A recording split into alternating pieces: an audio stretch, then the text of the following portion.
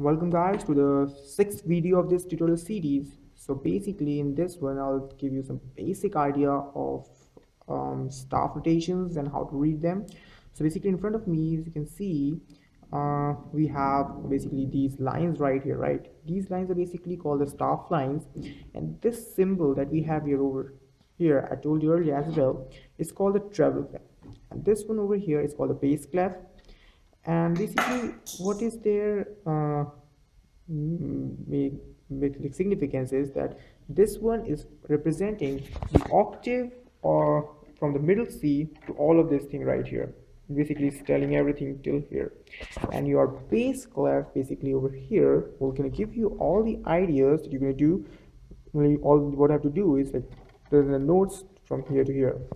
So now basically then how we identify nodes? Well, these are the nodes that we represented.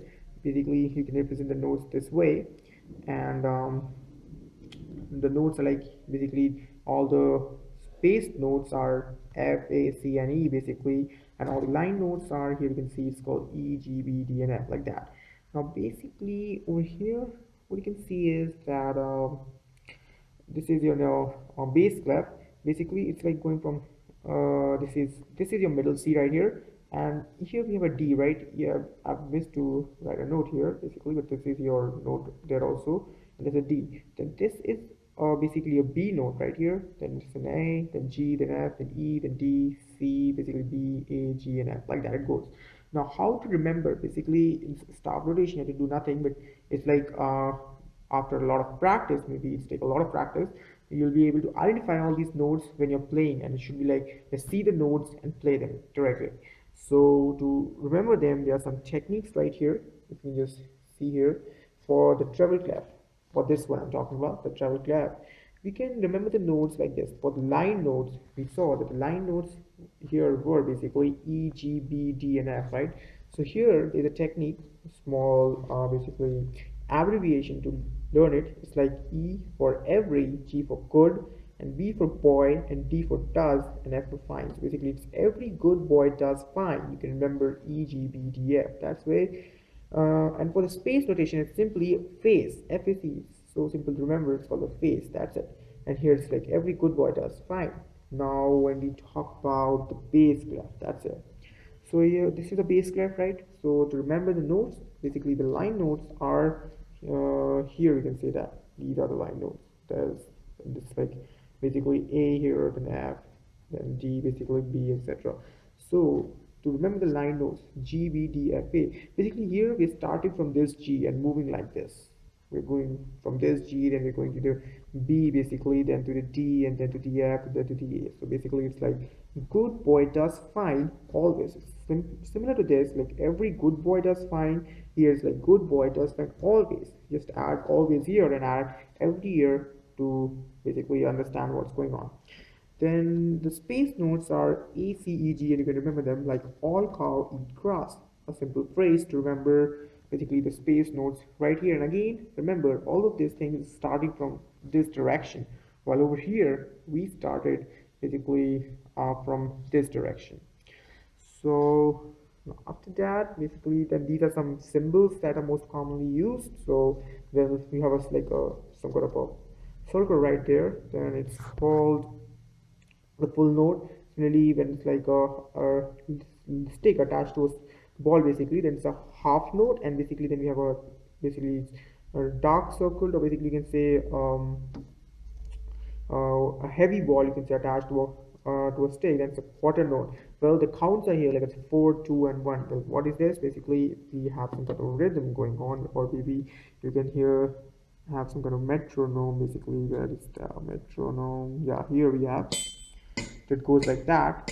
So then it says a full note, so you have to like count the number of times thing, okay, where you can see also it's counting like 3, 4, like that. So you have to play a note for that whole count, that is 3, 4, like that. 1, 2, 3, 4, 1, 2, 3, 4, like that. So that is basically your full note. Now for a half note, the counts are half. So similarly again you can see here, it's like 1, 2, 3, and 4. We're gonna play 2, 3, 4, 1, 2, something like that. Now in a similar manner, if you go for a quarter note, it's like one note for every beat. So it's, again, you can see 1, 2, and 3 and 4 can play like that, 4 notes played in the whole thing. Well, that's all that these symbols represent. Then basically talk about this rest. Now what are they? Basically over here in this symbols, when you have a note, you play them, right? But at times we need to leave them, right? We don't have to play any note. So for that, basically, if we encounter something like this, basically it's a dark line under one of these staff lines. If something is drawn like that, then that's a rest representing a full note rest. Basically you have to wait for 4 counts, like you played for 4 counts, here you wait for 4 counts. Now similarly for half, you're gonna have this kind of symbol, and for this quarter note, it's some kind of zigzag symbol like this.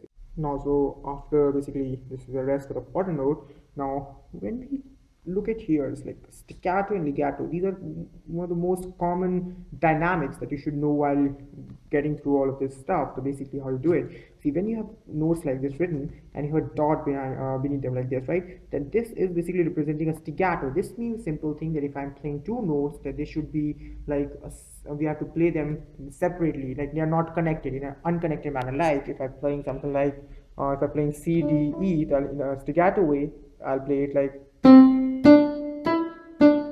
something like that. I'll go, it's not, they're not connected. But basically when you talk about this legato, this some kind of line is also shown like that. It means that you have to play them in a connected manner, like here.